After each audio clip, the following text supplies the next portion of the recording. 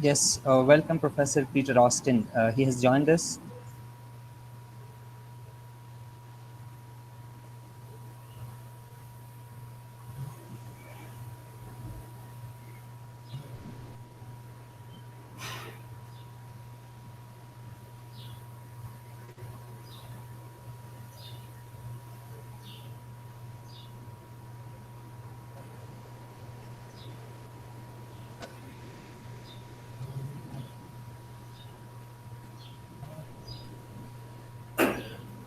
We are waiting for our participants, and everyone is requested to please mute your mic.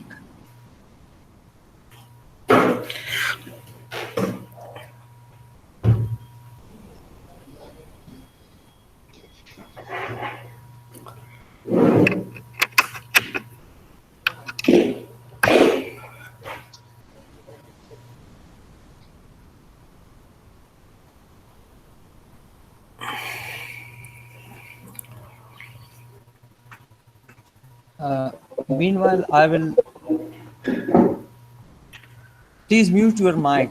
Everyone is requested to please mute your mic because we have a lot of participants today. Everyone is requested to mute yourself, please.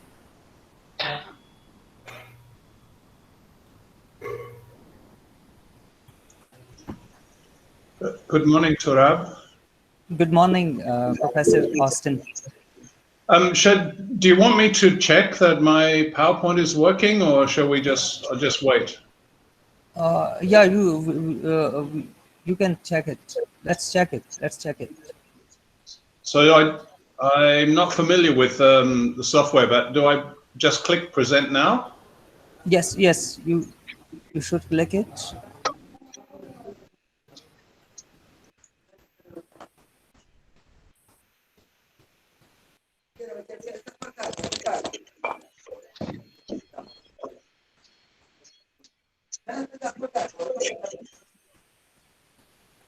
So are you seeing the first slide? No, your screen is not visible. Okay.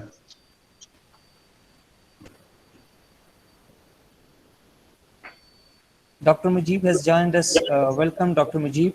We'll just, like Peter Austin is just checking his screen, whether it works or not. Yes, it's visible now. Okay. It's visible now. Thank you very much.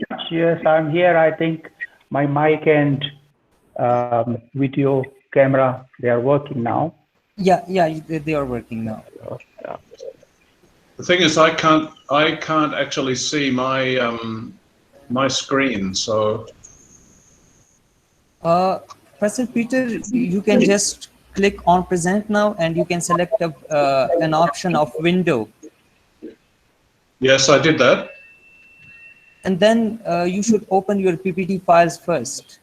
Your PPT files should be displayed first on your on the board.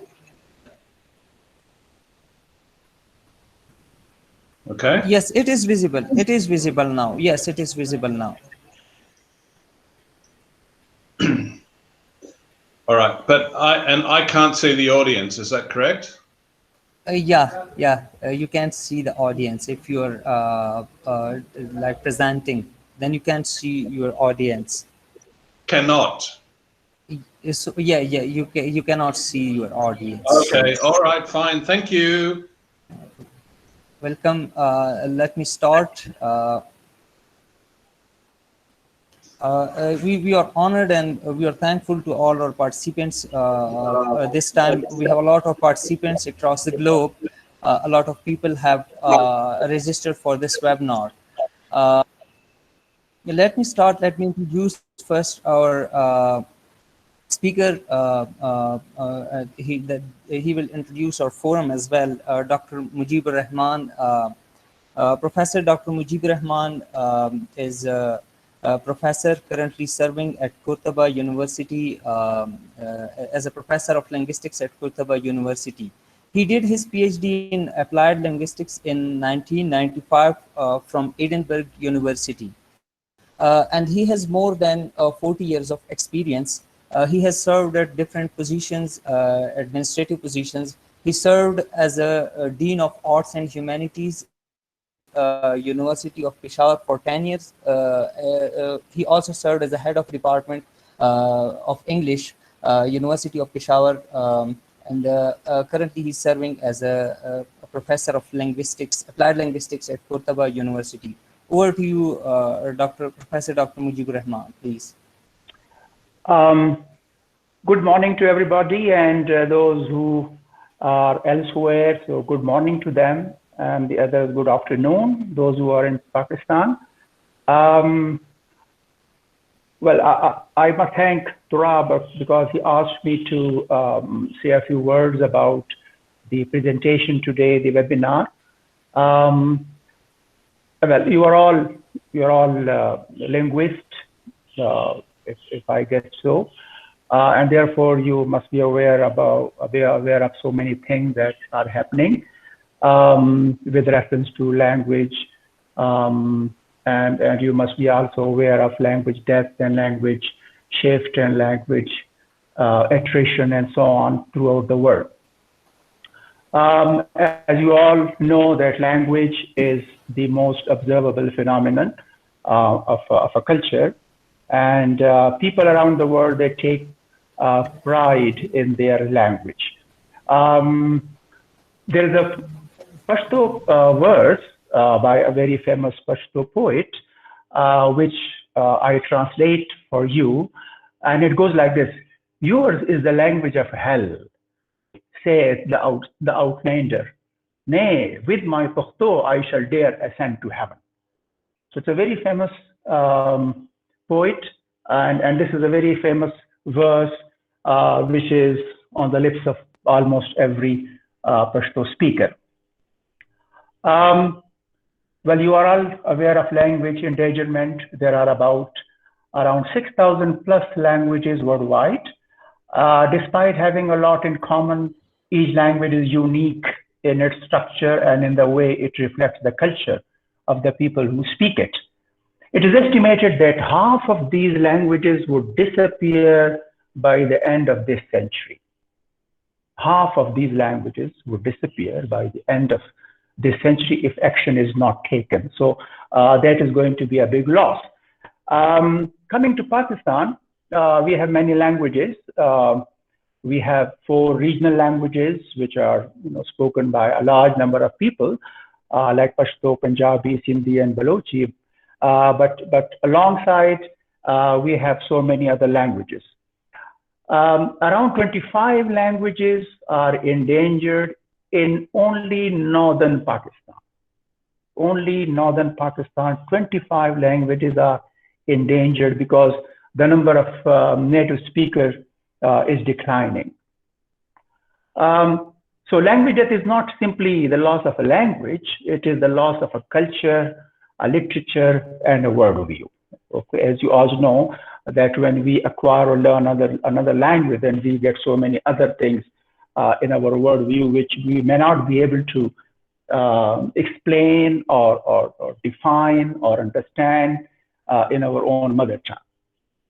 So generally, cultural, political, and economic marginalization for most of the world's language endangerment, okay, that lead to that. So the languages which are endangered or which have gone extinct, that was mainly because political, cultural, and economic marginalization throughout the world.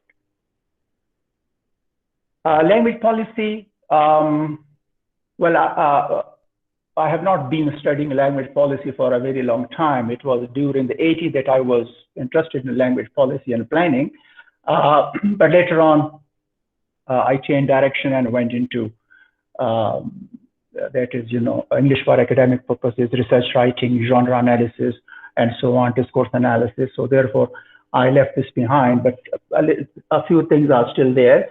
So language policy and planning assist in developing a multilingual society to be highly competent in local languages, as well as in a lingua franca if that is needed, and a foreign language if it is required.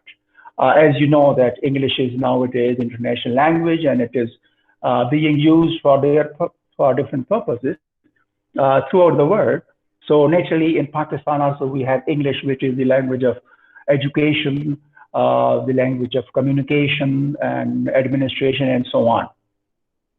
So the goal of LPP is to sustain, reinforce, and expand local languages and to provide the foundation skills for acquisition of a foreign language if that is required. For example, in our case, it is English. Now, language policy must recognize that the traditions, values, beliefs, and customs that make a people unique are conveyed through local languages. So we may be using a foreign language, and we may be very skilled in using that, and we may be very proficient. But when it comes to communicating our internal feelings, traditions, and values, so sometimes it becomes difficult, if not impossible. So a major motivation behind LPP is the ideological relation between languages, language identity, power, and religious beliefs. Okay, so that is all with the language planning and policy. So LPP decisions influence the right to use and maintain languages, affect language status, and determine to nurture languages if they are, entrenched or they are, going through attrition. Language policy and planning decisions have a major impact on language vitality and the rights of the individual. So now, when we come to the rights of individuals, so every individual has the right to use their own language at wherever they want to. But if a certain language is imposed on them, so naturally, this may be considered a violation of individual rights if they are not willing to use a particular language, okay? Whether foreign or, even in Pakistan, there are so many people who are reluctant to learn Urdu well. Urdu is our lingua franca. But most people, they are reluctant because they think it's a language which came from India and it was imposed on us, whereas it is not the case. But naturally, you cannot change the minds of the people if they have that. Unfortunately, Pakistan lacks a language policy, and all those who are in Pakistan, they would agree with me. So far, I haven't gone through any language policy document, and language planning is non-existent. We know about Urdu and English. English is used for this, and Urdu would be used for that, but we have no idea where our own local languages stand. For example, regional language like Pashto, Punjabi, Balochi, and Sindhi, we have nothing. We don't know anything about them. What is their status? In any particular document, naturally, that would leave many people feeling, deprived, that their own language is not recognized. That is only lip services being done to their own languages. So naturally, they will oppose any other language that is being given a lot of importance in the country. Now, there are passionate voices that advocate teaching through mother tongue, but their arguments are mostly based on emotions, and they are just ignored.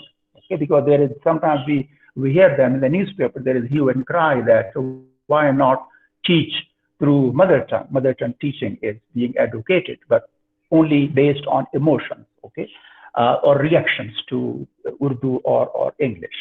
So that is unfortunate in that case. So today's webinar on policy formation may encourage some researchers to take up this topic for research.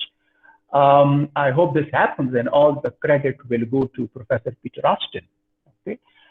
Because it is possible that those who are here in Pakistan in particular, that is, they would like to then take it up as their MPhil, PhD, or any other kind of research, and that would be really good. I thank you, Professor Austin, for speaking to us on this very important topic, and I hope that we will learn from you, and it will, in one way or the other, it will revive my interest in language planning and language policy that I just abandoned during the 80s. So thank you very much, and thank you very much, Turab. It's now over to you. Welcome, and also thank you, sir. Thank you for your nice talk. Now I will introduce Professor Peter K. Austin. Professor Peter K. Austin is Emeritus Professor in Field Linguistics at SOS, University of London, and Visiting Researcher, Oxford University. His research covers descriptive, theoretical, and applied linguistics with a focus on theory and practice of language documentation.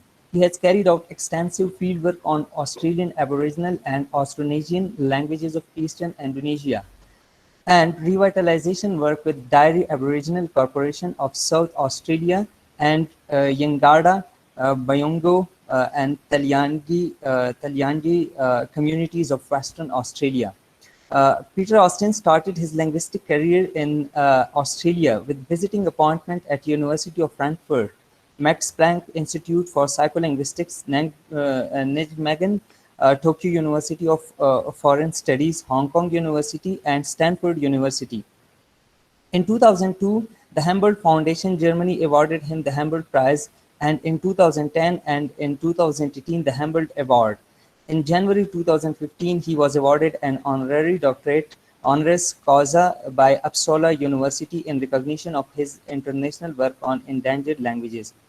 He retired on 31st September 2018 after 16 years at SOS University of London and currently runs EL Publishing and EL Training. Over to you, Professor Austin, please. Okay, thank you. Thank you very much, Turab, for the invitation and for the opportunity to talk to this audience. I think the new society that you've established in Pakistan is a very exciting development and one that I am happy to support and to participate in. Also, thank you to Professor Rahman for his very kind introduction and for setting the scene for the discussion today. So I'm going to switch over to PowerPoint now, and my aim is to talk for about 45 minutes and then open the floor to questions. So I'll try and stick to that kind of program timetable.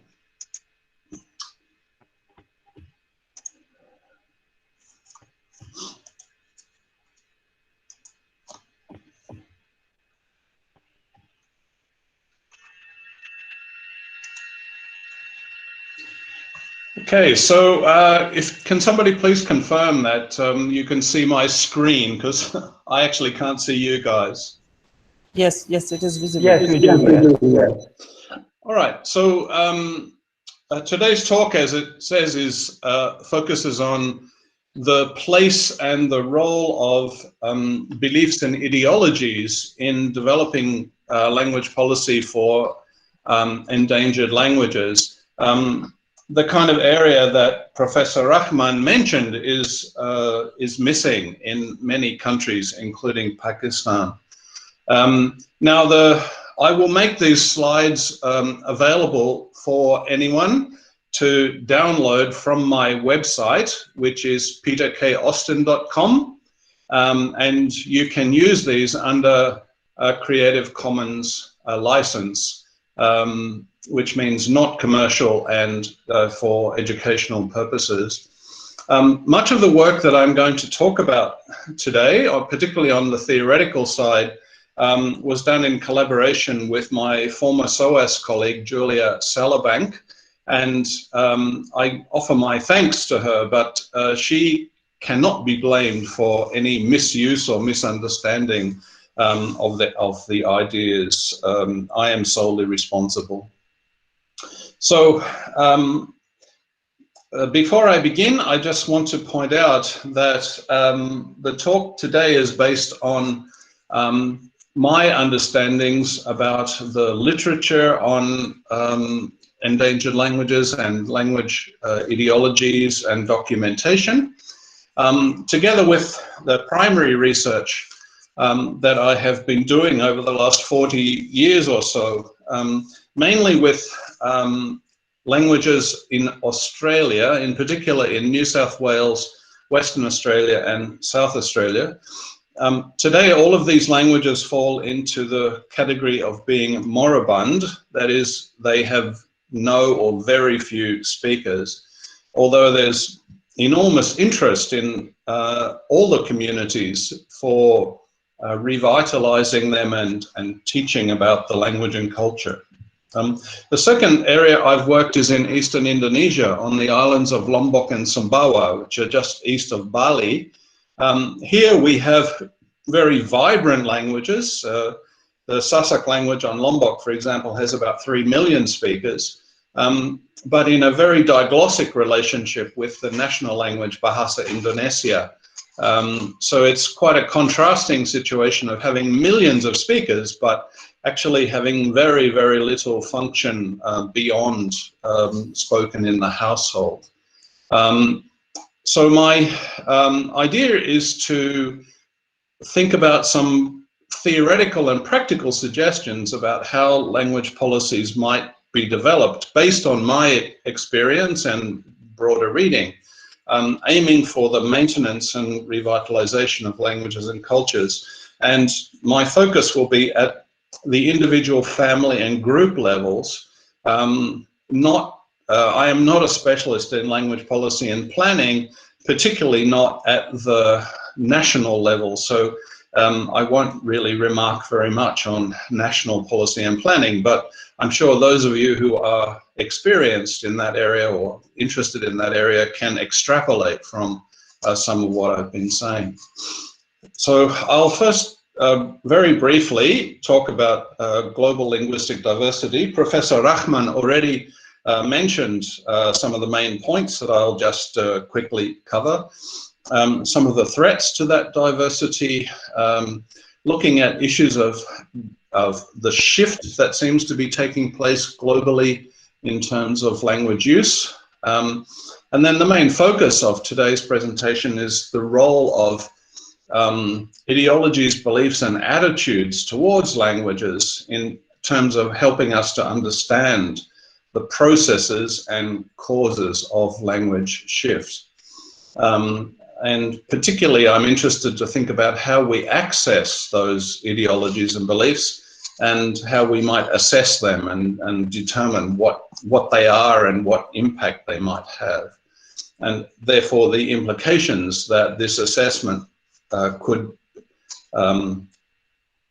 be in terms of the development of formation of policy about endangered languages. Firstly, at the individual level, that is, how do individual speakers respond, but also family language policy.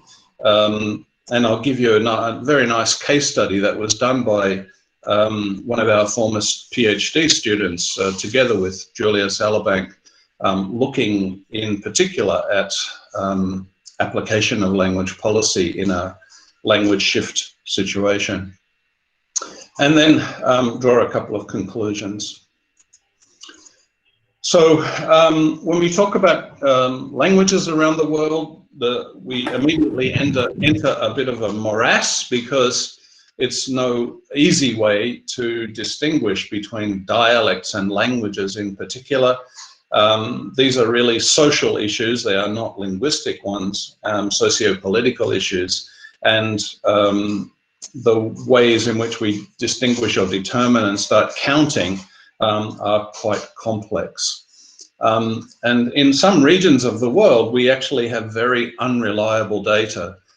This is particularly true in South Asia, including both Pakistan and India. And the material that is available, the information that's being collected, is really quite spotty and quite unreliable. And there are a couple of talks on the Indian Society for Endangered Languages website and the YouTube feed, which deal with these issues in terms of India, but I know similar kinds of questions do arise in Pakistan as well. So if we say, well, how many languages are there? Well, Professor Rahman quoted a number, so let's, I think he said 6,000 or so. Well, actually, the number that is frequently quoted that comes from Ethnologue, the SIL international database, is, as you can see here, 7,097 exactly. So roughly we're talking about 7,000 languages that these are living or known living languages. This doesn't include languages that are no longer spoken, that are extinct. So Sanskrit, for example, isn't part of that collection, or Latin. Now, that number looks quite large, but actually the distributions around the world are quite skewed because the sizes of languages vary from over 1 billion speakers down to a single individual. So one of the languages that I have worked on for 40 years in Australia, Diari, has just one fluent speaker remaining. So if there is this wide diversity, then where is it located? How is it distributed? We can firstly look at the large languages, and what we find is, in terms of, now again, please do not take these numbers as being really concrete. I'm just giving them to you to give you an idea of the relativities. Mandarin comes out as number 1 with over 1 billion speakers in terms of wider communication. The second is Hindi Urdu, which has 500 million speakers roughly mostly in India and Pakistan, but of course it's a global language. It's used. I hear it spoken on the street in the area of London that I live in, for example. Then we have English, which is the global language, the language that is truly spoken in many contexts around the world. And then Spanish, Arabic, Bengali comes in here, Portuguese, Russian, and Japanese. So you can see these are the kind of distributions. And look at the size of the numbers here. 500 million speakers, 350, over 100 million speakers for the top 100. But if we look at the rest of linguistic diversity, in fact, 2/3 of the world's languages are spoken in Asia and in Africa. And Asia has 1/3 of the world's languages, and Africa has another 1/3. So although those languages we looked at previously, things like Spanish and English and so on, German, though they're European, in fact, the major linguistic diversity is based in Asia and Africa. When we start looking, drilling down and looking at language communities, we can typologize and create profiles using several factors, which I think are quite helpful. The first of these is intergenerational language transmission. Basically what this means is, are children acquiring the languages of older generations? Are they learning the languages in particular of their caregivers, which might be teenagers or younger people, or it might be the parents or the grandparents. Second issue is the proportion of speakers in a total population. So not absolute numbers of the population, but the relative numbers in terms of how many speakers there are. The third issue is domains and functions of language.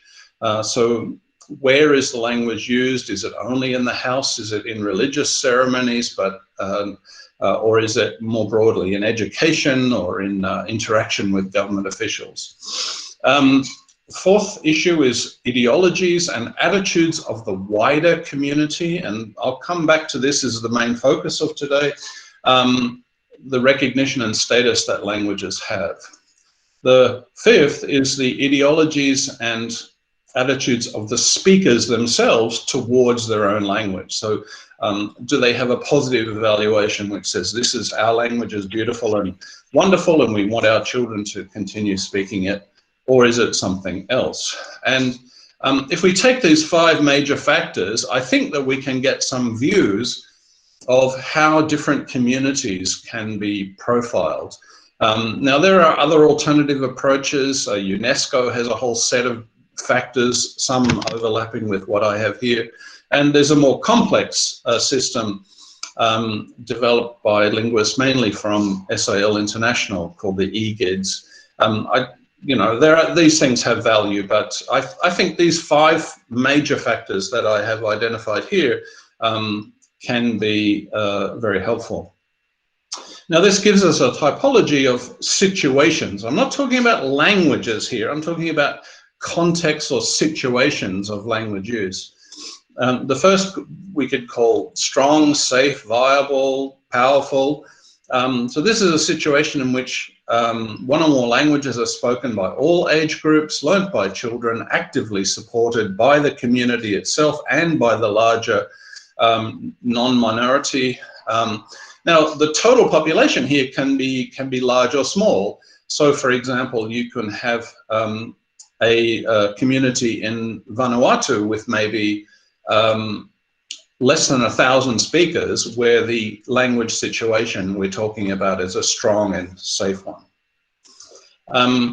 The second type are endangered languages, where what we find is social and economic disadvantage, heavy pressure from other languages, often a larger language, typically a regional language or a national language.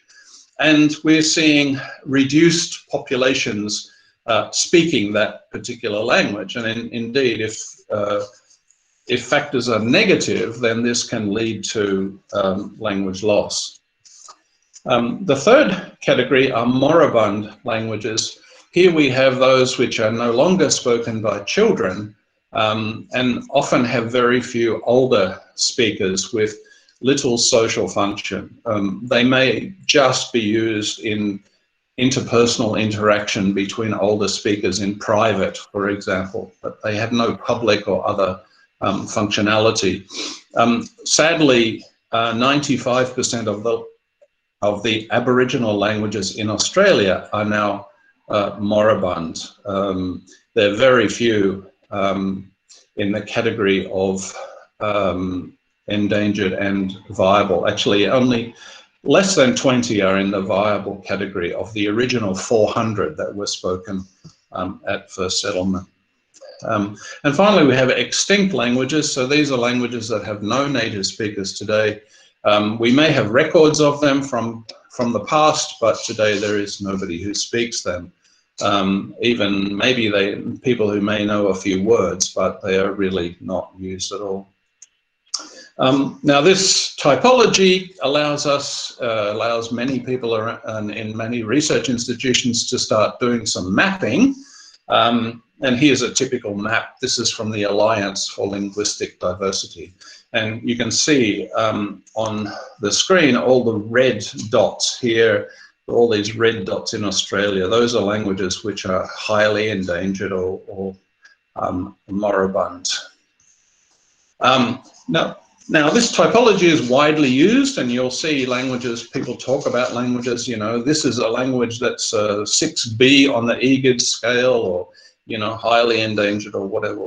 This typology is actually quite problematic. The granularity is way too crude because it's operating at the level of languages. Remember, I was talking before about community profiles, and that's the important thing to focus on here.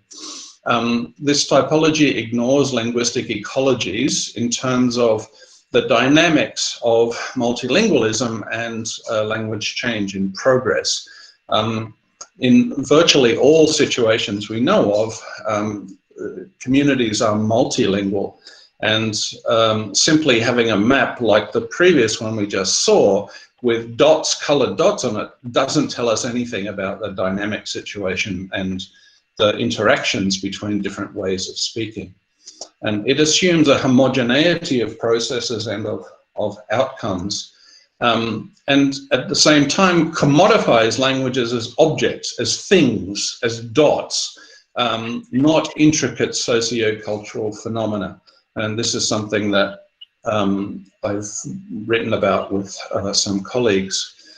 So what we really need to do is to understand local ecologies, local contexts, and examine the processes and causes of change, of the dynamics, particularly language shift. So when we use the word language shift, what we're talking about is communities changing language preferences and language uses. In some cases, languages have become extinct because of genocide, war, disease, and loss of population. So the Greater Andaman, various Greater Andaman languages were subjected to this kind of imposition in their history. But what we've seen more commonly is across the whole world is radical reduction in speaker numbers and change taking place through generations, different generations, and shifting of communities from the language that they spoke in the past to one which is more dominant economically, socially, and politically. And this results in an increasing age profile for particular language contexts and lack of transmission, as I mentioned. And warnings about what's happening have been raised in the past, and Michael Krauss was very raised very important red flags about this some years ago. And the estimate that Professor Rahman mentioned earlier in his introduction is probably 50%. So maybe 3,500 languages will not be spoken in the 22nd century after this century. And as I mentioned, this is a process which is actually occurring very rapidly and will increase. So the shift from context, remember I'm talking about contexts of use here, not languages, from safe to endangered to moribund to extinct has happened all over the world, and at least for a documented history of more than 2,000 years. But in the last couple of hundred years, it's really speeded up in terms of the rise of colonialism, hegemonic nation states, particularly those with monolingual ideologies, and factors like migration, urbanization, and globalization. So the causes of shift are themselves highly variable. Demographic changes can cause shift. So intermarriage between different groups can result in changes in language choice, family structure changes, shifting from extended families living together to a more nuclear family arrangement where parents and children are separated from other generations or affine or kin. Socioeconomic changes, lifestyle, people moving from, let's say, a nomadic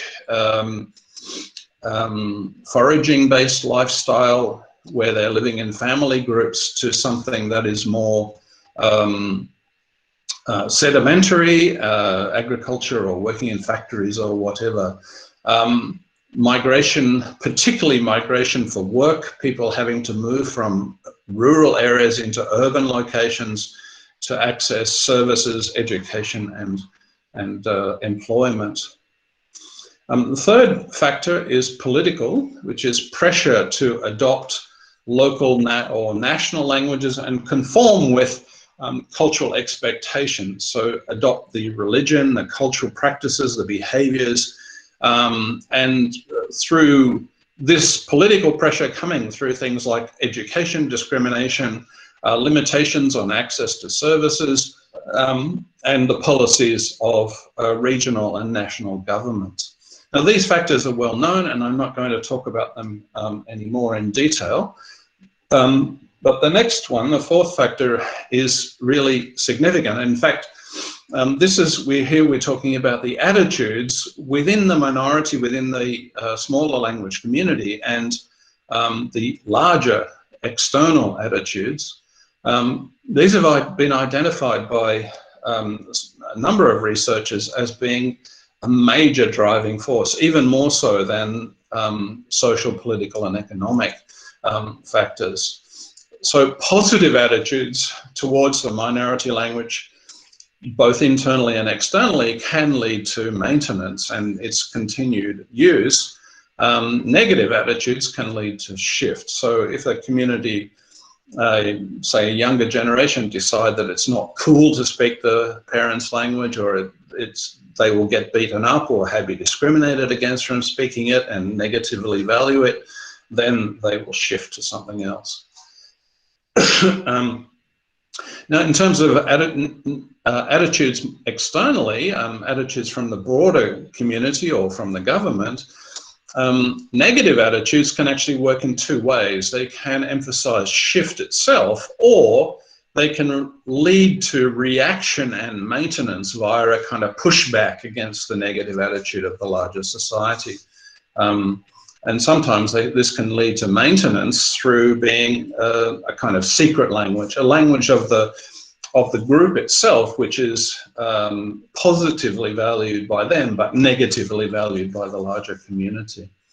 The typical situation we find in somewhere like the UK tends more towards a laissez-faire attitude, which is the broader community, the broader society says, well, if you want to continue speaking something, if you want to speak Bengali or Urdu or Punjabi at home, that's your problem.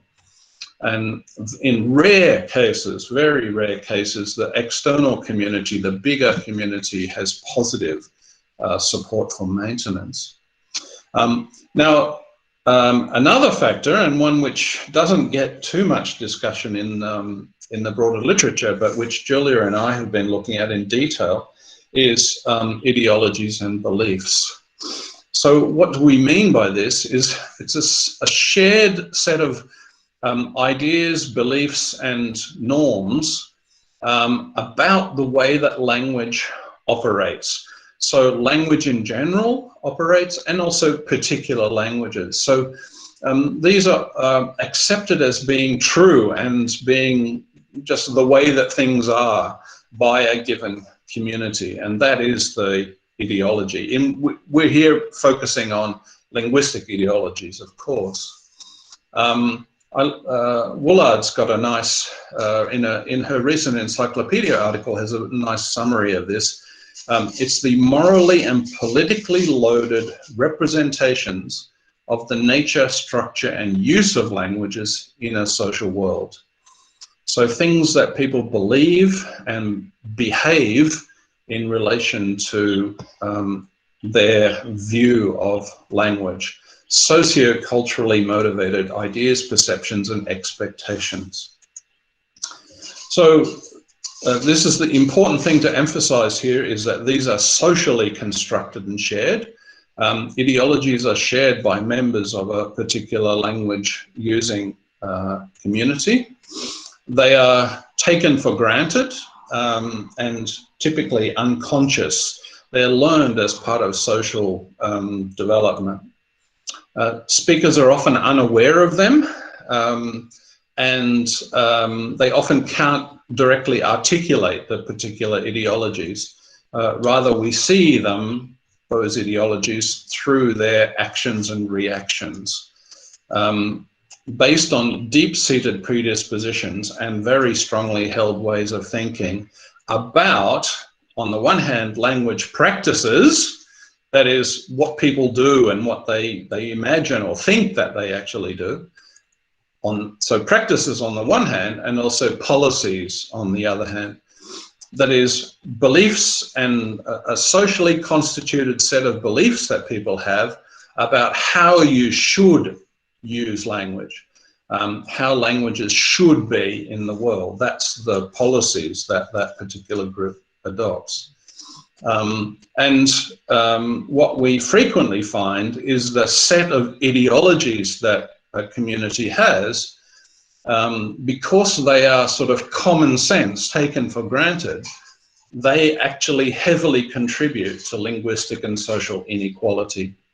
So the kind of inequality that we mentioned previously, which results and can be factors leading to shift, those inequalities are actually embedded within the ideological positions that speakers and groups and communities take. So here's an example. If people say, "Oh, language is changing and getting worse from generation to generation," so, you know, spelling is now, young people don't know how to spell anymore. That's an expression of a language ideology. Illiterate people are stupid. If you can't read or write, then that means that you're dumb, you're stupid, ignorant. And illiteracy often correlates with ignorance in many people's ways of thinking. We can't write our language. This is frequently heard with minority languages, particularly those that are under stress and pressure. We have no way to write our language. We have sounds that the Hindi or Urdu or English doesn't have, and you can't write those. Or people will say things like, Sanskrit is the true, ancient, pure language of history. Or here's a nice one, which is in a recent paper by Yuhlalawa. In Tibetan, there's a saying which translates as, every valley has a river and every village has a dialect.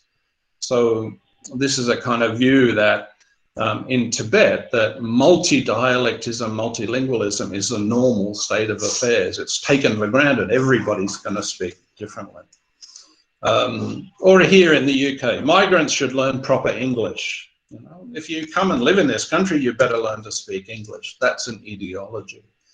Or one that I haven't come across in particular, but Julia certainly has Julia Salabank reports this from her work in Guernsey. Older people saying, I'd rather die without teaching anyone my language than leave behind a degenerate version. These kids who are trying to speak it now, they speak something that's terrible, and I would prefer to die with my language, taking it with me rather than passing it on. So this is a kind of ideology of beliefs that degeneration is going to be enough, such that I should not pass it on. Now, speakers internalize these ideologies, and that can lead to shift that we mentioned previously. And here, the notion of hegemony, which comes from Gramsci's research in the 70s, can be useful. So these are the cultural beliefs presented as being how you speak, the way that you speak and so on, gives control over people and the ways that they use language. And because particularly the hegemony of the broader community, because it's taken for granted and treated as common sense, is very difficult to argue against, and often gets internalized by minority communities. So in the UK, for example, one of the hegemonic notions is that monolingualism is a normal state of affairs. Being able only to speak English is normal, and speaking many languages, being multilingual, is abnormal. It's almost a pathology, and it's a problem. So children will have problems because they speak another language at home, and you should stop speaking you know, Hindi or Urdu or Bengali or Yoruba to your children, because that will cause problems. So this is the hegemonic ideology of the broader community. And I'm sure you can see similar kinds of things happening in other countries. What we're talking about here, I must emphasize, is that this is not a deterministic cause-effect relationship, but it's a set of beliefs and ideologies that lead to certain predispositions. And the point about the kinds of relationships we're discussing here, particularly hegemonic ones from the majority community, these can be argued against and resisted and we can develop policies whereby we are actually liberated and not constrained by that what broader ideology. And in fact, language policy construction, or as Spolsky nicely calls it, language management, is built on these notions that you can change these things. So how do we get access to these? How do we get a hold on what the ideologies and beliefs are? Well, there are two different types that we can identify: covert or unstated unconscious ones, and overt. Ones that are used, that are expressed in public in particular. And the important point as well is that ideologies and beliefs can be in conflict with one another. So the overt publicly expressed view might be that people are positive towards their language and their heritage and their culture, but their private view is actually a negative one that results in them not speaking the language to their children. So, you know, in a public meeting somewhere, they may well say, yes, we should continue speaking Torowali, but actually when they go home, they speak to their kids in Urdu. So it's quite possible for overt and covert to be in really quite different kinds of situations. Another, you know, what we find too in many communities is a sort of overt expression of saying, yes, our language is important to us, it's part of our culture, part of our history, we should speak it. But actually when they go home, they don't speak it, and rather they are undergoing shift. And when questioned about this, they will say, yes, well, but my next door neighbor is speaking to their kids in the language. You know, somebody else is doing it, I don't have to.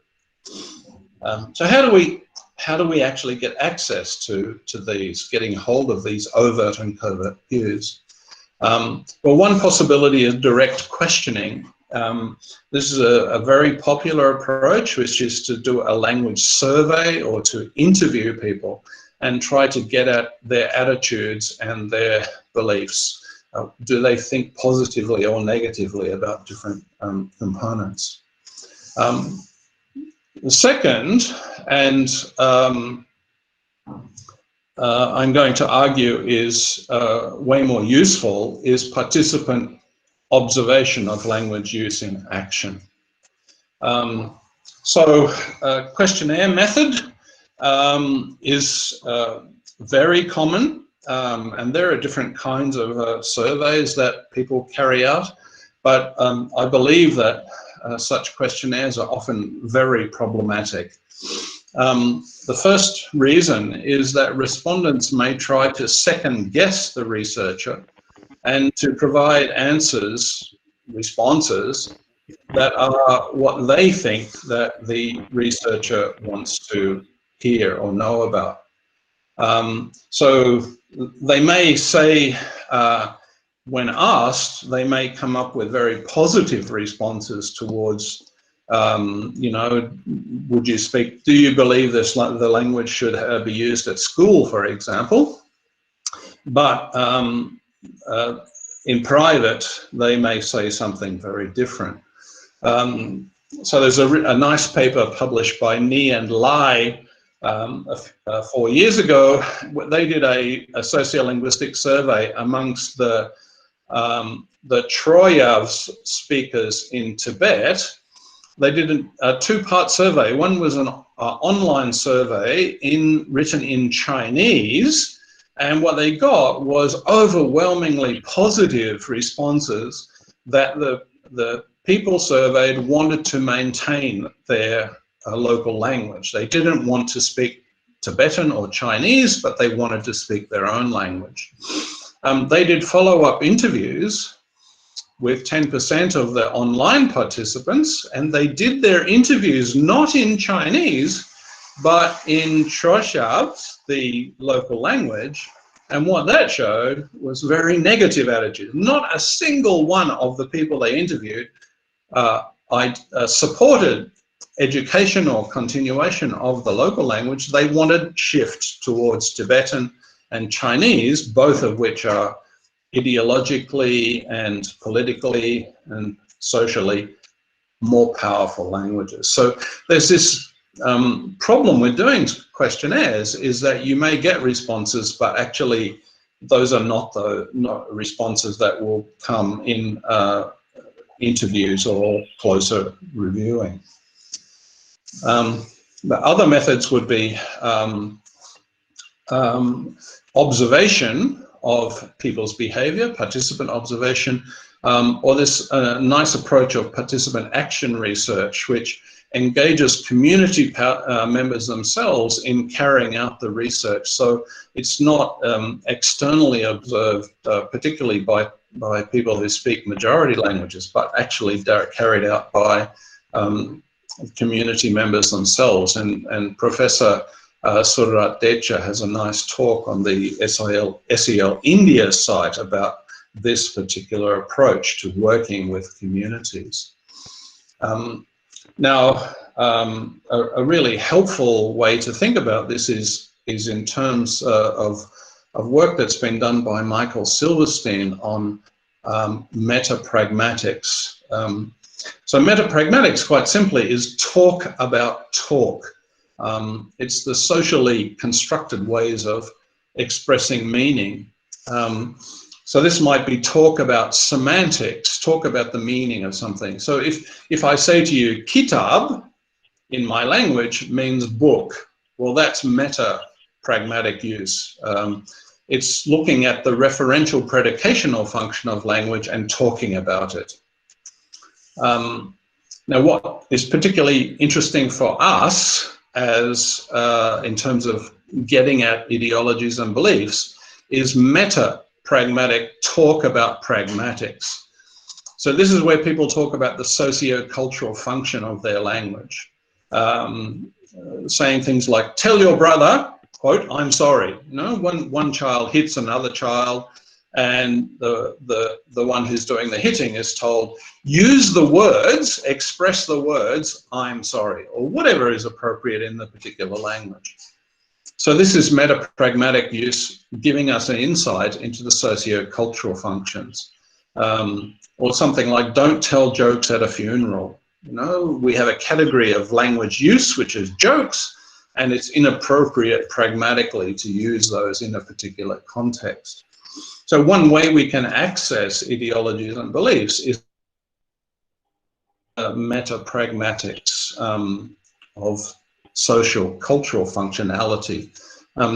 In the language that I've worked on in Indonesia called Sasak, this is highly regimented, and there are different lexical choices that express the meta-pragmatics. So if you want to use the verb to eat, it depends who is involved in the interaction. And, you know, if you want to say you're talking to your brother, you would use the word makan. So by looking at this lexical distribution, that can help us understand the meta-pragmatics of socioculturality, of the situatedness of people in social and cultural discourse. Now, code choice itself can be an iconic expression of sociocultural meaning. So the meta-pragmatics of language choice is itself something that we can observe. So for example, in a family, if the parents speak to a child in one language and that child always responds in another language, in the dominant language in particular, then the very use of that language is itself an iconic expression of the social meaning of those languages to the person who is speaking. So basically what it's saying is the child has taken the view that Urdu is much more valuable and useful, and so I don't care what my parents speak to me, I'm going to speak in Urdu. And that way we have got access to the ideology that the child, or in our case, is adopting. So what are the kinds of, there are various kinds of meta-pragmatic utterances. Some of them are formulated like metaphors. You know, we use the parent-child notions. idioms or sayings, or the poem that Professor Rahman mentioned to us earlier on, those are highly formulated metapragmatic utterances. There are behavioral rules like you should say, or don't say such and such. These are ways. Judgments, linguistically expressed judgments. Young people don't know the difference between A and B. Young people can't spell properly anymore, etc. Or code choices like the one I mentioned before. Now, Silverstein argues very clearly that there are limits to metapragmatic awareness, and a lot of what people have is highly unconscious, and the only way that we can really access that is through observation, particularly working closely and with community members. So it means that we need to acquire the fluency in the language under study in order to be able to understand the significance of certain metapragmatic utterances. So this means if you're doing field work or doing research on a minority language, you have to learn how to speak that language, or to work with people who can help you understand what speaking the language means from a metapragmatic perspective. It also means we need to value the verbalized models that speakers have, because that helps us construct an understanding of their taken for granted views about their language and how their languages can be used. And this will inform for us language policy development at the individual, family, and group or institutional level. So this is why I'm saying that metapragmatics is a key. Understanding metapragmatics is a key to getting to grips with overt and covertly expressed ideologies. So there are vernacular ideologies by the speech community. There are the majority community ideologies, institutional ideologies, which are those that are set at political and social organizational levels. So in Indonesia, for example, there is an ideology of satu negara, satu bangsa, satu bahasa. One nation, one people, one language, and that's institutionally established. There also are disciplinary ideologies, which are the more or less explicitly articulated theoretical principles that orient the work of researchers themselves, linguists and anthropologists. So, linguists say things like all languages are equal.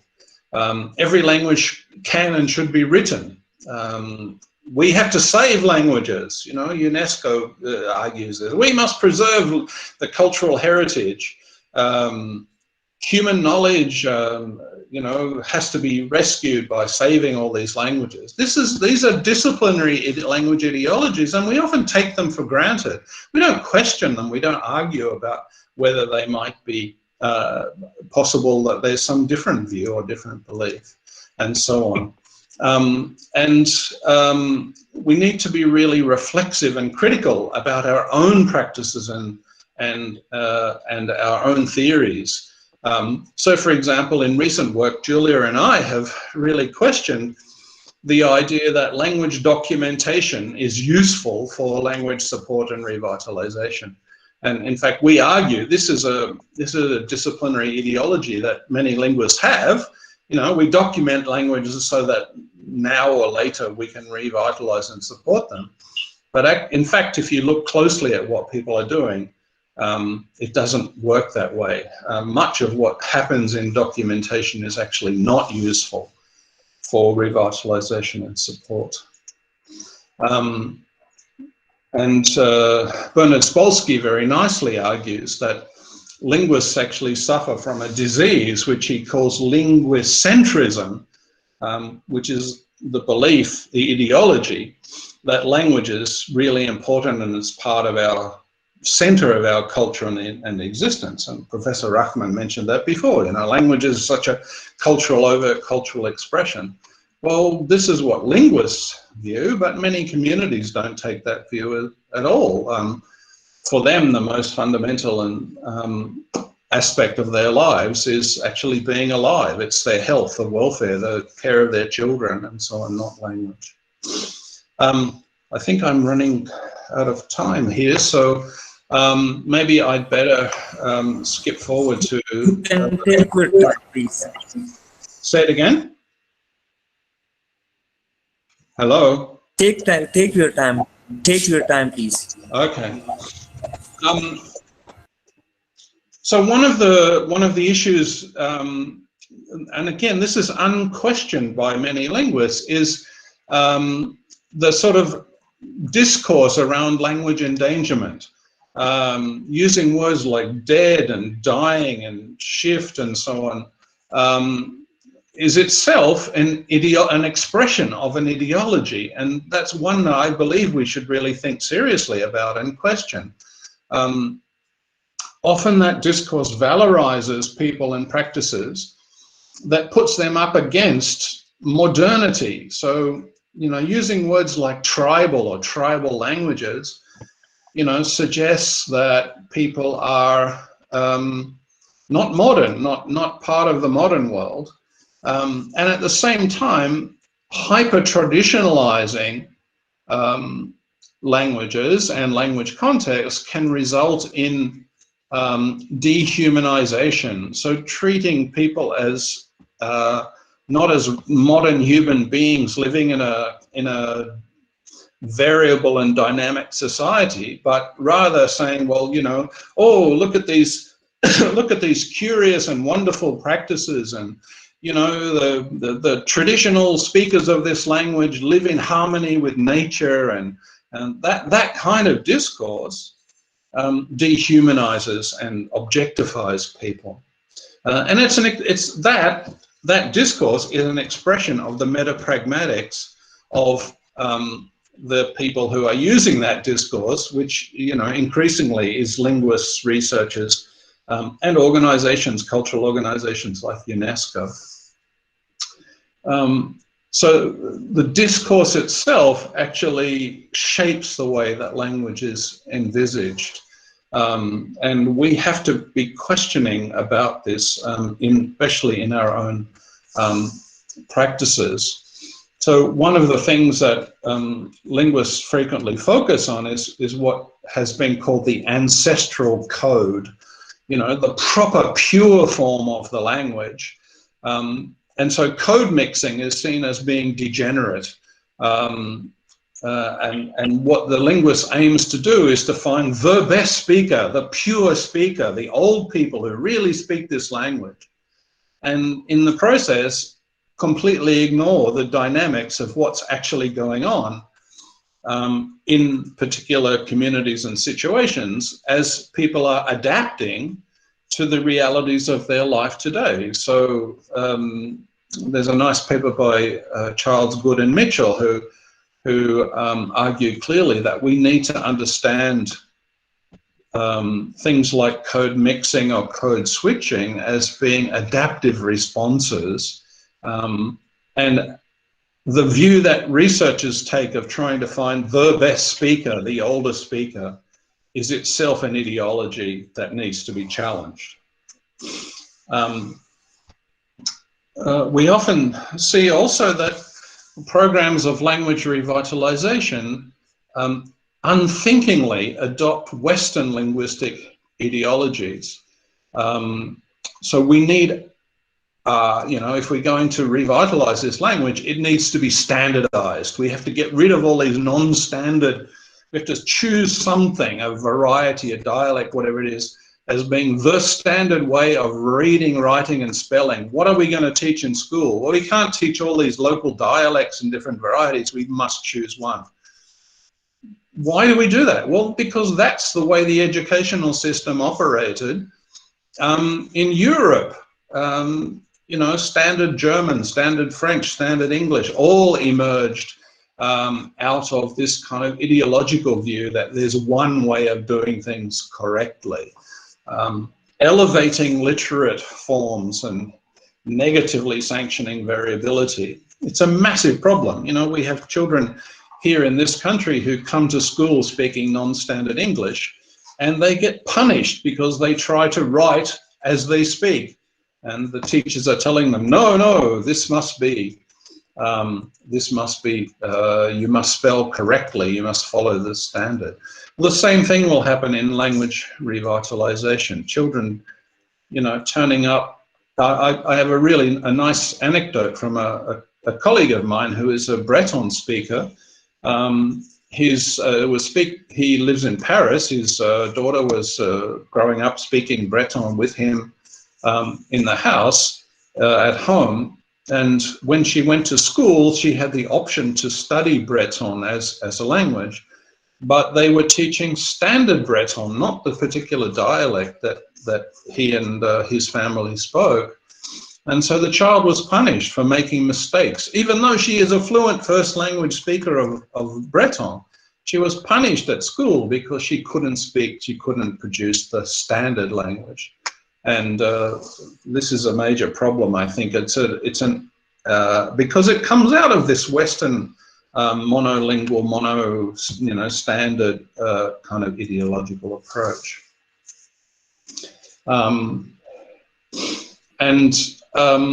This can influence expectations and assumptions and may actually result in unachievable goals in a language support program in developing language revitalization in particular. So I'll just give you one example from my own work, and then I'll move on to conclude today's presentation. So this is from a language in Eastern Australia that I have worked with.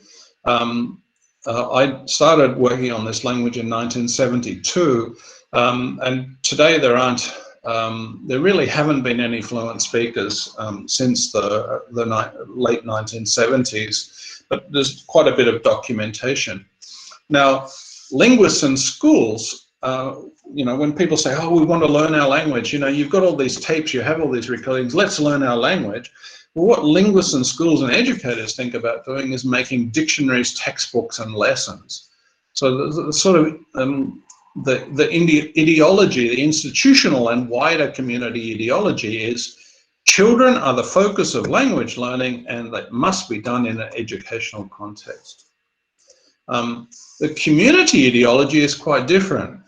They actually take the view that the way it's expressed is the language is sleeping, and for them the major function of using this particular code or way of speaking is as a symbolic representation in what Malinowski called phatic communication.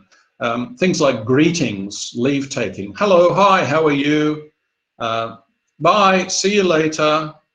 That exchange, which is the glue of socialization, social interaction, can be symbolically carried out in the language as a kind of index of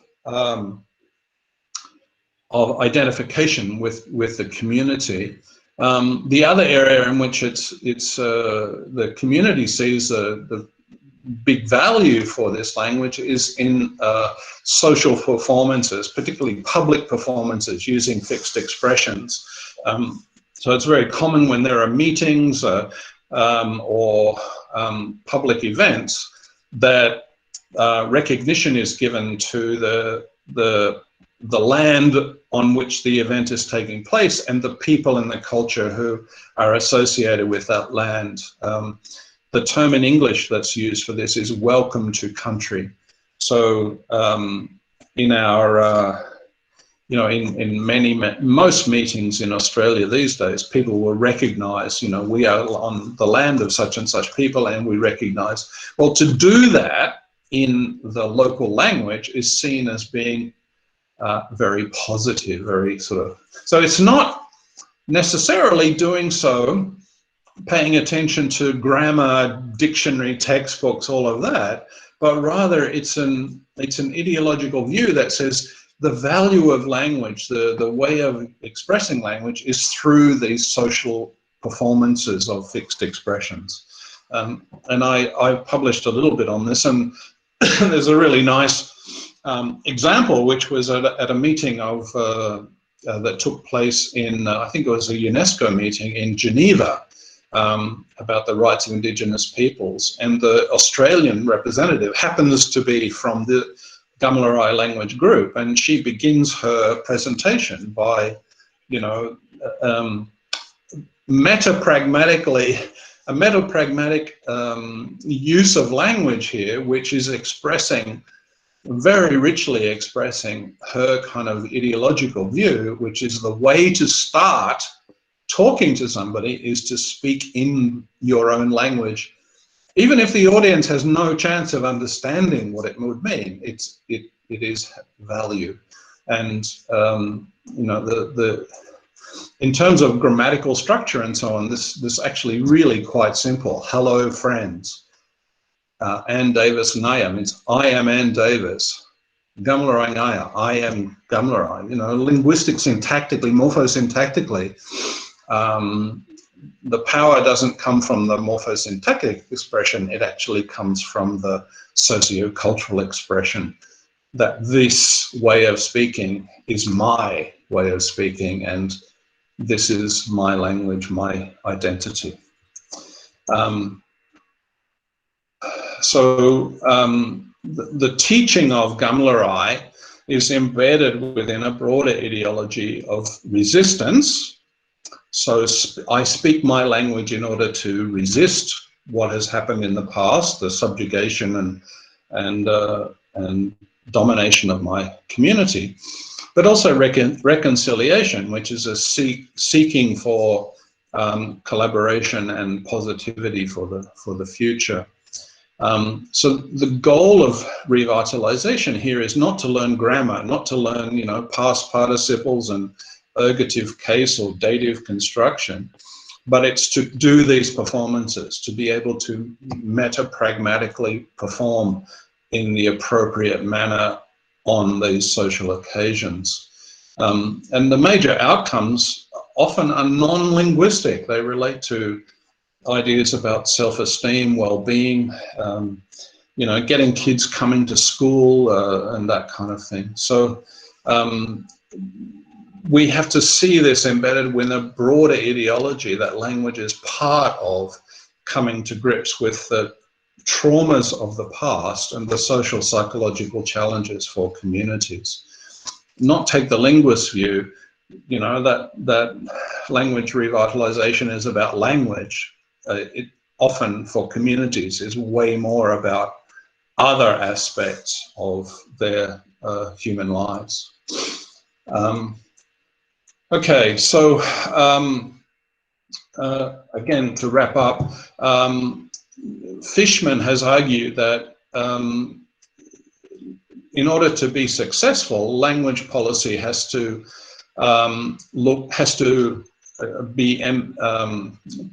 the challenge of what he calls prior ideological clarification. The idea that you should make it clear what your goals and aims are, identifying the ideological areas of contest within the heritage community, and particularly trying to deal with the negative approaches so that people can be more positive about ideas of language learning. This isn't actually always necessarily the case. So recently Gerald Roche has argued that the fact that people can hold conflicting views itself can be a major source for strength rather than being a problem to be sorted out. The other thing to note too is that it's often not possible to do this before the policy is actually implemented. Understandings about ideologies and beliefs really only emerge when, as a kind of dialectal outcome of the actual process of trying to develop and apply the policy. Okay, so understanding contradictions, there's perhaps a little bit Marxist, but contradictions are themselves dialectically result by virtue of the processes that are engaged in.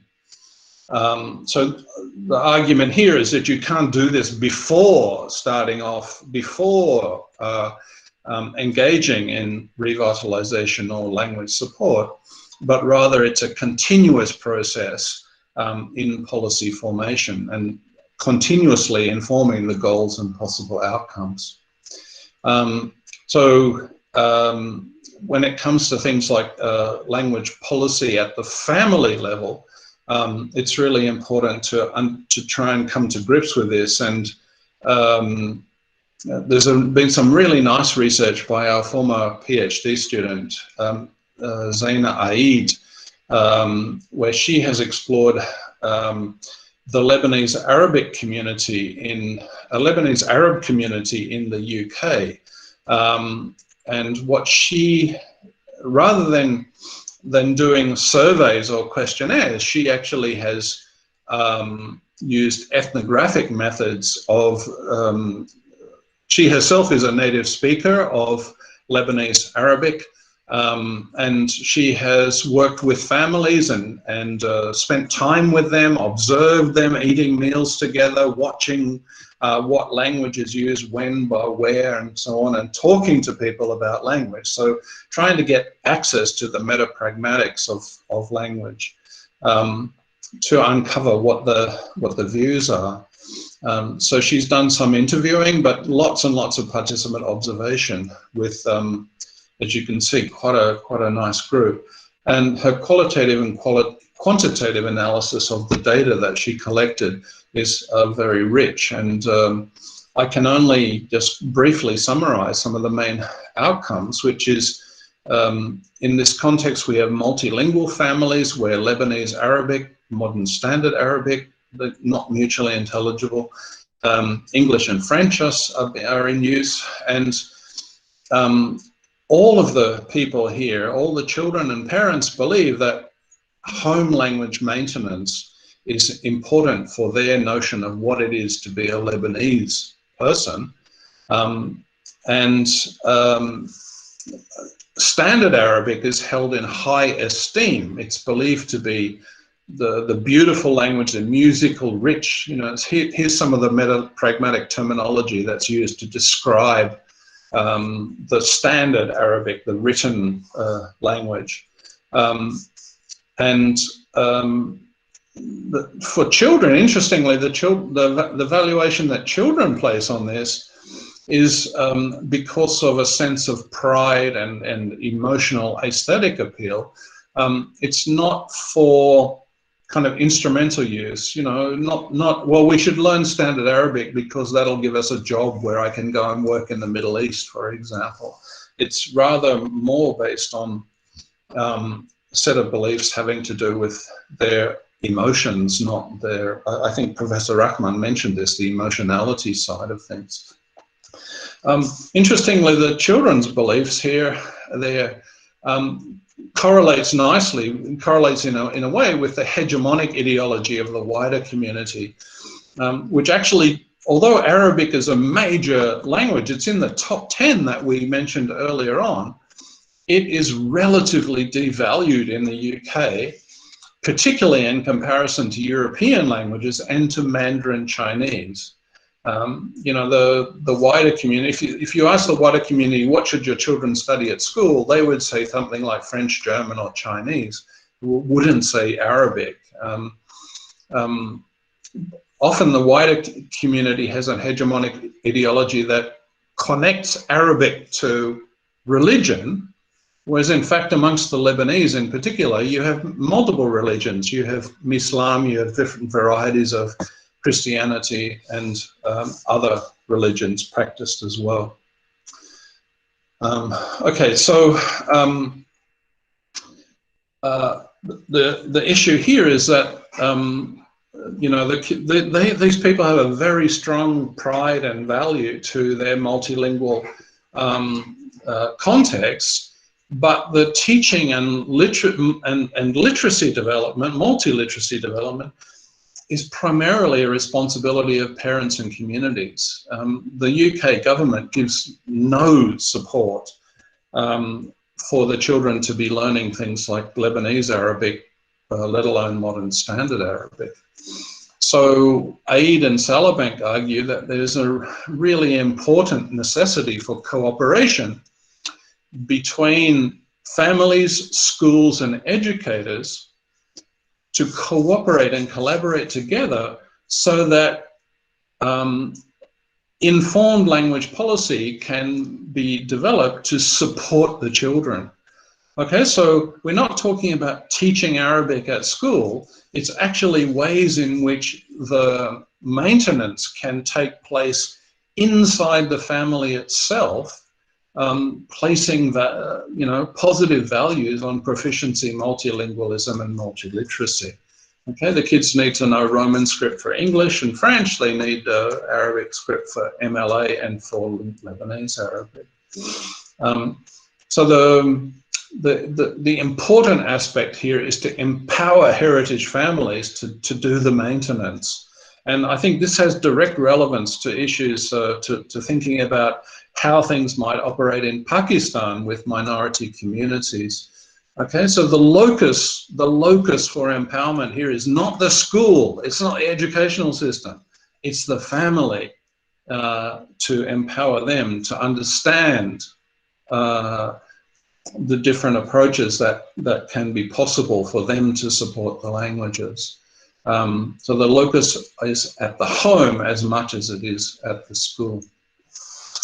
So to conclude, in a globalizing world, we can say that no country is, or community is isolated.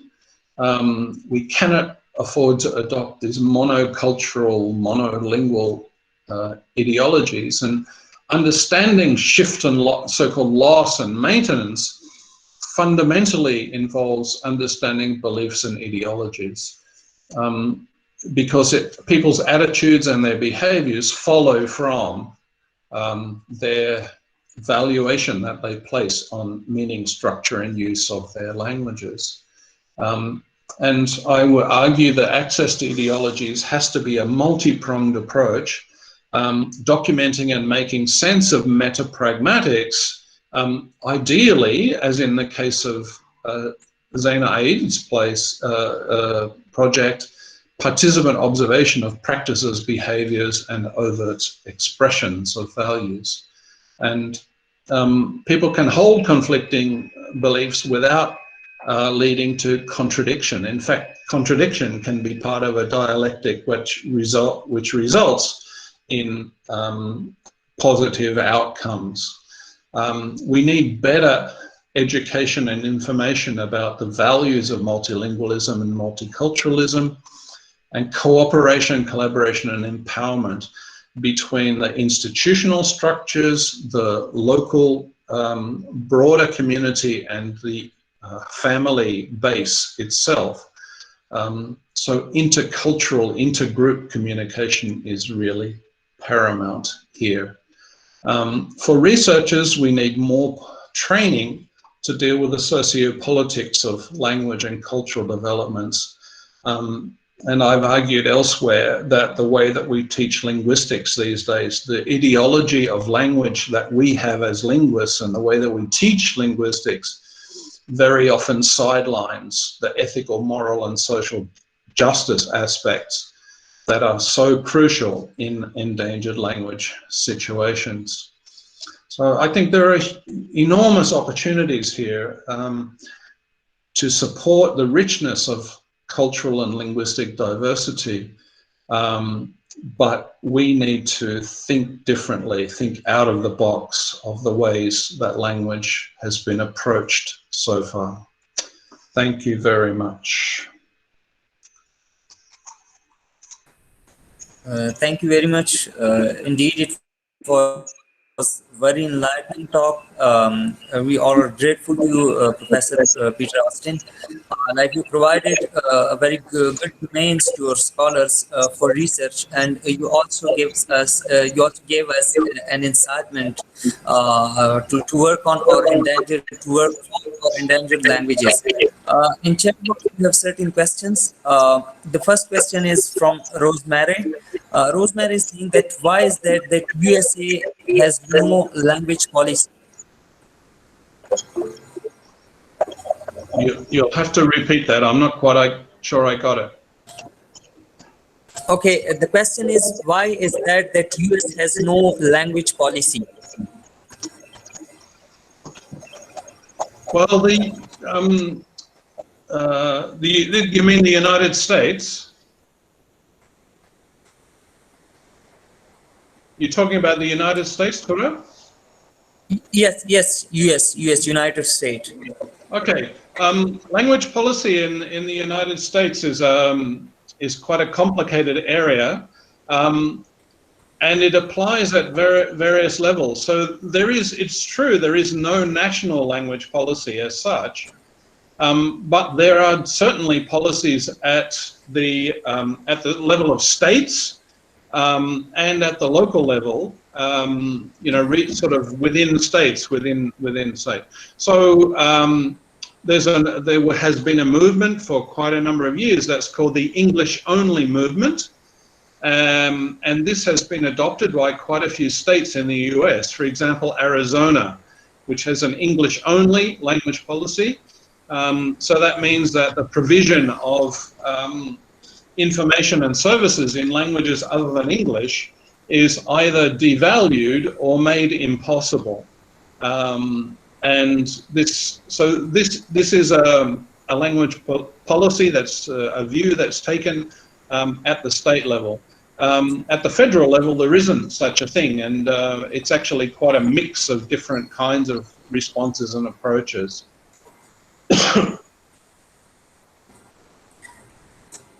Thank you. We have another question from Hamid Naveed. The question is that what could be an ideal language policy in a high multilingual country like Pakistan? Well, I think I was trying to argue that we have to break down language policy into national, regional, local, family, and individual levels. So there's no single solution. I can't say to you, oh, if you do these 5 things, this will be great language policy for Pakistan. I think it has to be relativized according to these different local needs and family needs and individual needs. So, rather than saying, well, there's one overall policy, there may be one overall policy. One possible national policy might be, let's support local languages. But then that has to be relativized to, well, what's going to happen in Peshawar? What's going to happen in the north, for example? We know that the situation in the northwest is much different than the situation in the southeast of Pakistan, for example. You have much more diversity and smaller groups. This my understanding is based, as I say, only on secondhand sources. And the recent paper in Language Documentation and Description by Torwali talks about what's happening in the north. To the extent that we understand it, I think it has to be the approach has to be a regional one. And then relativized for the policies that can be adopted by families within particular regions. So I don't think there's a one-size solution that's going to fit everywhere in Pakistan. It must be done at a very much at a local level as well as an overarching. It would be nice to have a more positive view at the national level, but to really respond, I think it needs to be grassroots and regionally established. Thank you. We have a question from Harun. You were asking question, Harun Melgani. Yes, please. Please unmute yourself. Please unmute your mic. You're not audible. Please mute your mic. Turn on your microphone, Harun.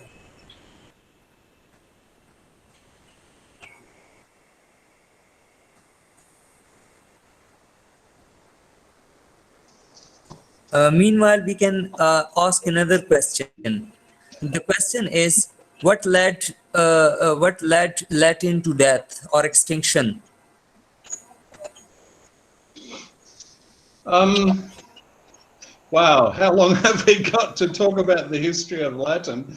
Well, Latin, there's a distinction between the classical language, the language of literature, and the different ways of speaking Latin that were used amongst the broader community. I think specialists would argue these days that there was no such single thing as vulgar Latin or kind of popular Latin, but rather massively different ways of speaking depending on the different parts of the empire. So it was a very dynamic situation with people producing versions, varieties of Latin that reflected local contexts, different kinds of interactions, different kinds of languages in contact, and so on. And over time, of course, these have evolved into the modern Romance languages, Italian, French, Romanian. There's no simple answer here. It's rather that it was a complex of coming out of the different situation, different kinds of language interactions, the different background languages. Okay. Thank you. Harun, you can ask question now. Harun. Okay. Can you hear me? Yes, you Can are you hear audible. me? Yeah.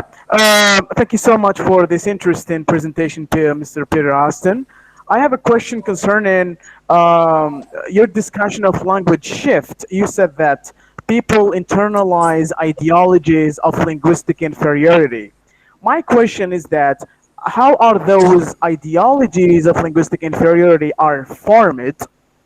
And this leads me to the second question about family language policy. I mean, how can parents and families more generally do, or what they can do to change those linguistic ideologies of their children in order to maintain, their heritage languages?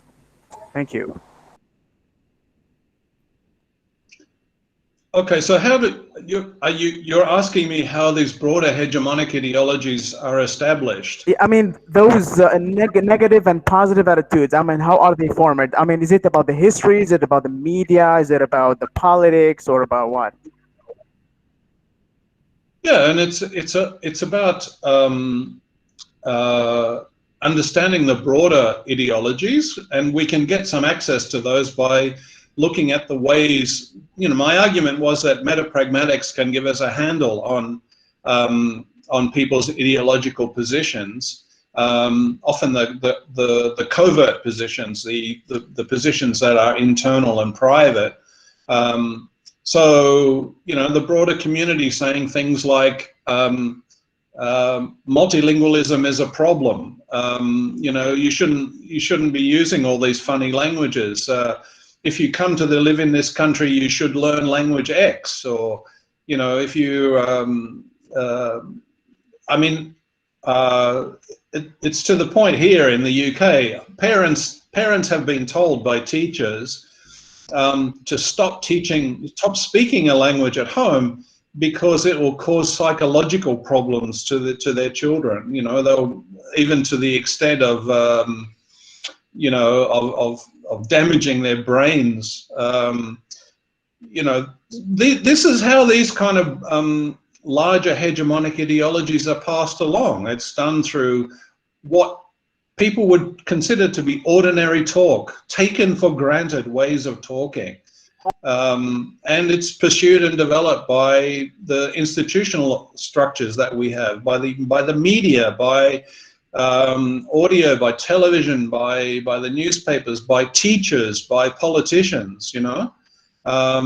And these values can be absorbed by minority community people who would say, you know, oh yeah, you know, our language doesn't have any grammar because you can't write it down and there are no books in it, for example. So we need, you know, if you want to assist in this situation, if you want to respond to that, then we need to address the hegemony. We need to push back to develop ways to help people think, actually, that's just one way of thinking about how languages operate. There are other alternatives, which is that actually speaking more than one language is a better situation. And, you know, there's linguistic research, you know, just to, I mean, Professor Rahman mentioned earlier that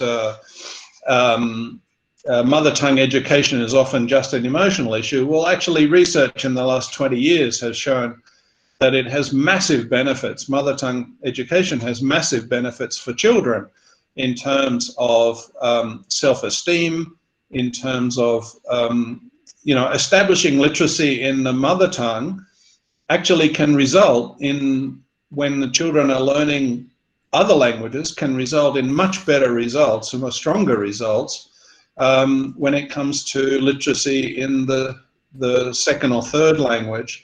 There's lots of argumentation, plenty of argumentation that shows that multilingualism and mother tongue education have very positive results, social, psychological, educational, personal, positive outcomes. But many families are not given the opportunity to understand that. And you know, one of the things that researchers and linguists and others can do is to work with families to explain this to them, to support them. You know, if they're given bad information, if they're being told that speaking Bengali at home is going to damage their children, then we need to push back against that kind of thing. So there, you know, there is a job there for linguists and educators and others to help with understanding that that the broader ideology, the broader language way of talking isn't necessarily the correct or only way of thinking. Okay, thank you. Thank you. Ramzan will ask question. Ramzan Malik, please.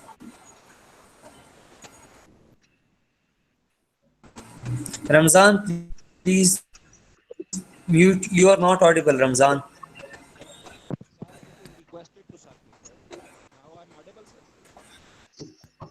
No, you are not audible clearly. You are not clearly audible. It is requested to Sir Peter. Now I'm audible. Hello? Hello? You are audible. You are audible.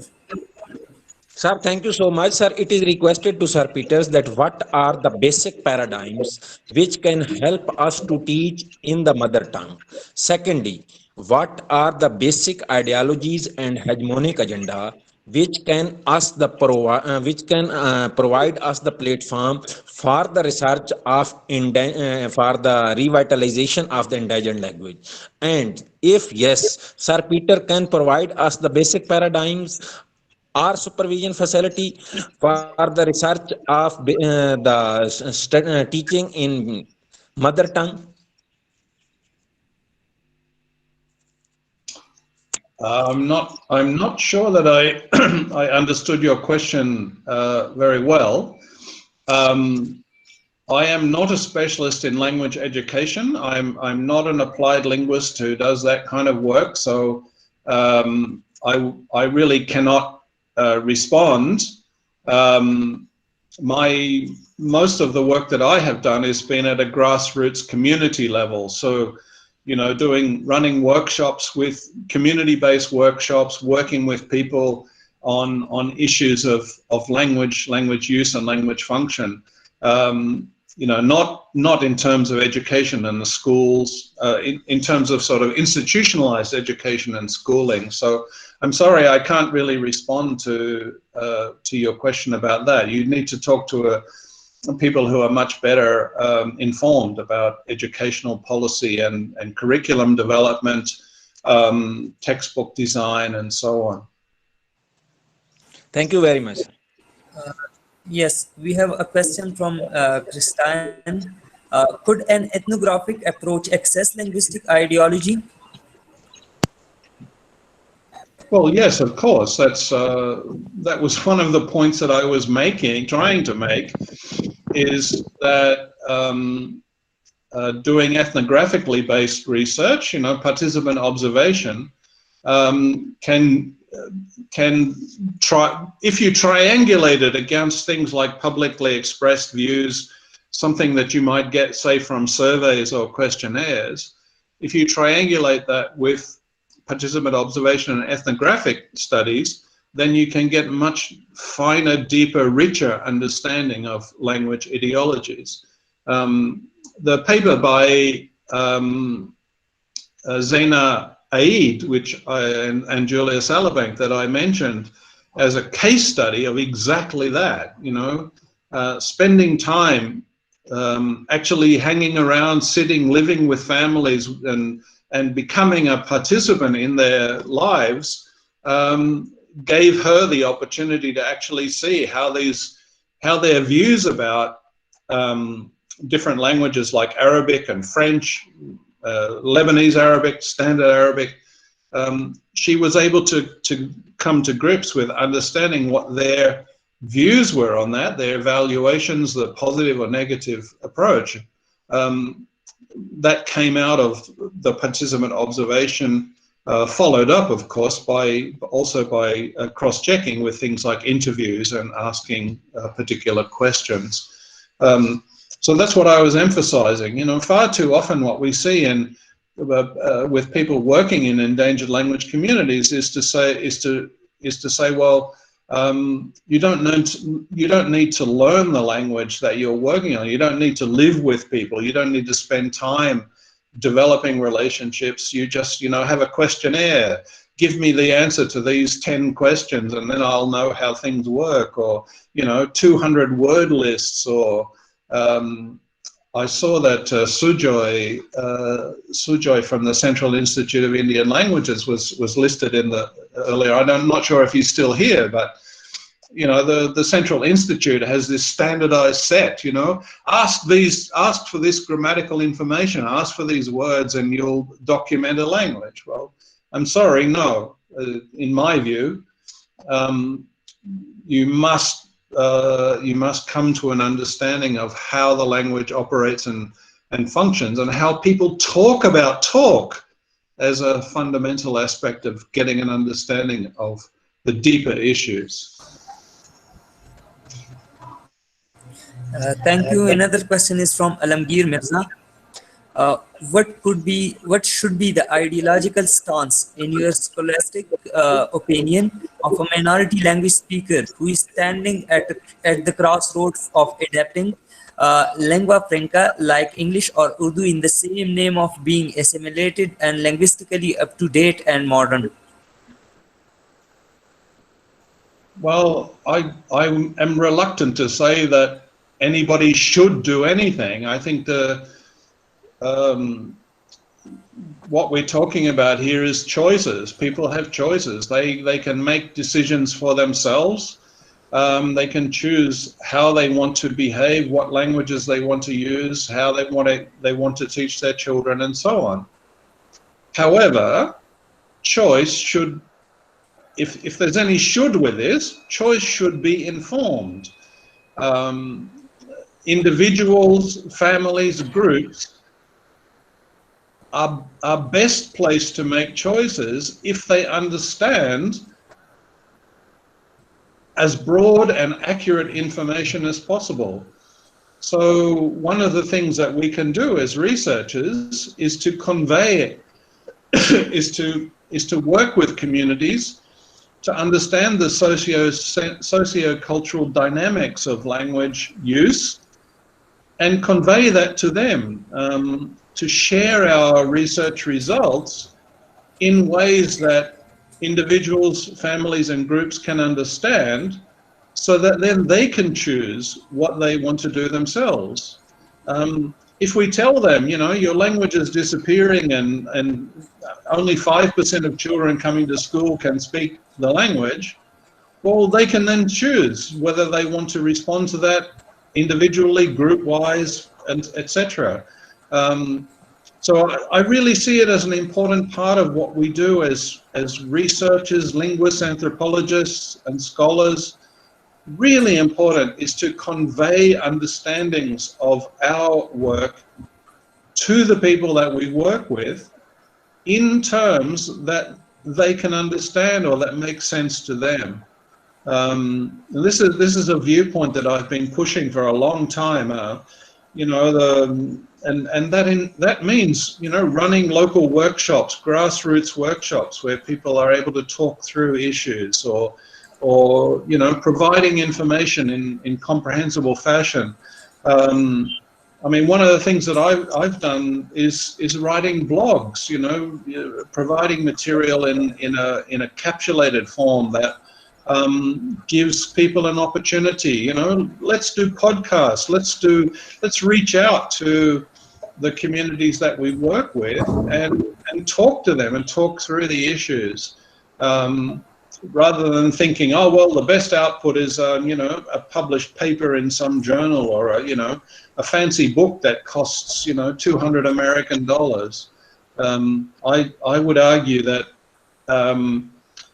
empowering people to make choices, informed choices, is a fundamental aspect of our work.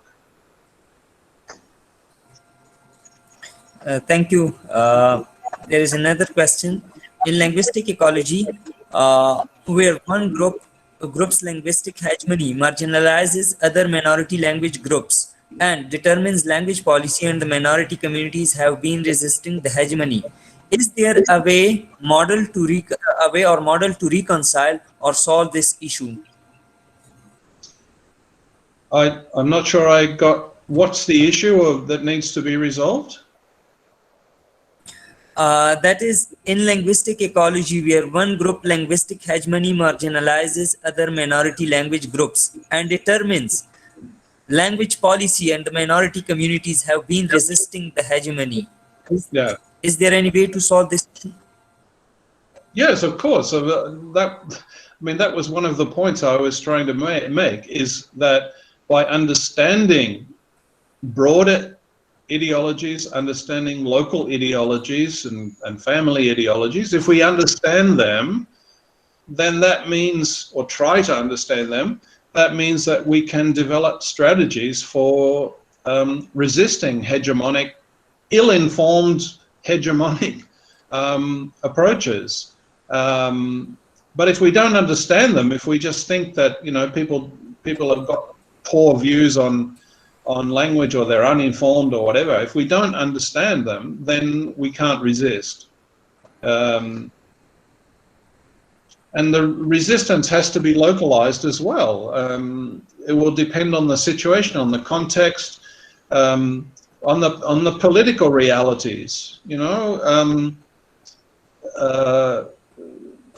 the particular context is going to be really important. You know, one has to be mindful of the fact that along with hegemonic ideology often comes hegemonic political power, to the extent of rounding people up and relocating them from their homelands, putting them in jail, imprisoning them, treating them in very negative and bad ways. So, you know, it depends. What is feasible has to be has to take into account what the political consequences might be of actions. Thank you. Another question is how to deal with the issue of language policy from the perspective of injustice and inequality, particularly language in education as a medium of instruction. A question by Nasir Ahmed. Well, exactly right. I mean, this is a major problem all around the world, is that taken for granted hegemonic views are often the vehicle through which communities are discriminated against. And you know, with discrimination being of a whole range of types, some of it clear and obvious, like excluding people from services or opportunities, through to discrimination which is much less obvious. You know, there can be local responses to this, or more broad global responses, but we need to understand situations and contexts well before it makes sense to formulate language policy.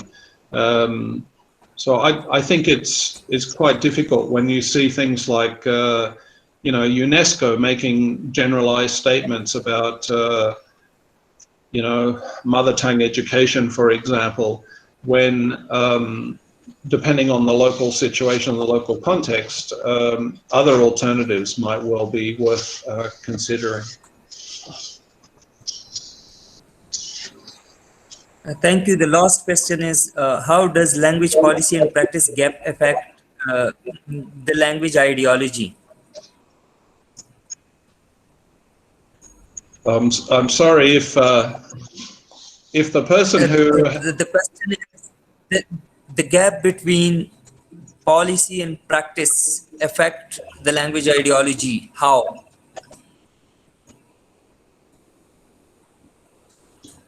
I'm not sure I fully understand the question, but it certainly it can be the case that you know, the policy might well say you should do X, but in fact the actual practice on the ground is that people do Y, and there's a conflict between X and Y that people can then try to make sense of in terms of their views about language and so on. I mean, I'm just thinking of a concrete example, which might well be that you know, national language policy in Mexico is that mother tongue education is encouraged, you know, as a sort of national policy, but then when we get down to a local level, the lack of resources and the unavailability of teachers, lack of materials and curriculum might well mean that actually in local isolated schools, even where there's a majority of children of a particular community, it may be that the school simply chooses to teach in Spanish because they say we haven't got the teachers, haven't got the resources, haven't got whatever.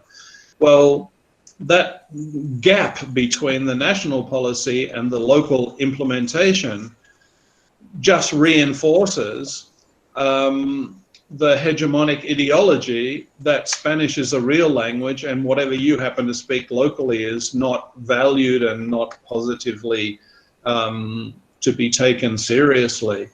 So yes, indeed, in some cases, the gap between policy and practice can have consequences in terms of the views that people take about the relativities of languages and the value that languages have and the power of different ways of speaking. Absolutely. Thank you very much. I think we are running out of time. All the participants are requested to please fill the form for e-certificates. I'm really thankful to you, Professor Peter Austin, and also to Professor Dr. Mujibur Rahman. And if situations are stable, we would love to invite you to Pakistan, Professor Peter, and hopefully you will accept this invitation. Lots of love from our community, and thank you for this enlightening talk and this and making it happen. So I'm grateful to all participants across the globe Uh, I'm really indebted to you people for your support that you gave us and the respect that you people gave us. We are really thankful to you, and stay tuned for our coming webinar.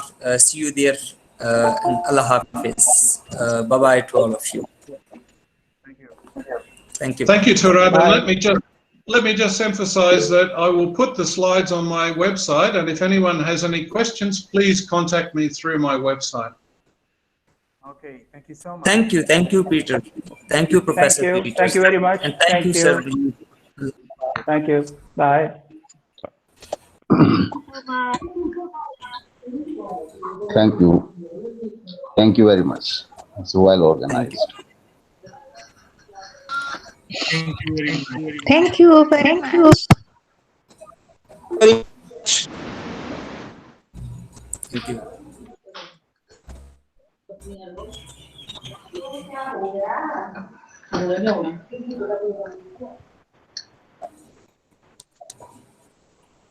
Te tenía que haber ido.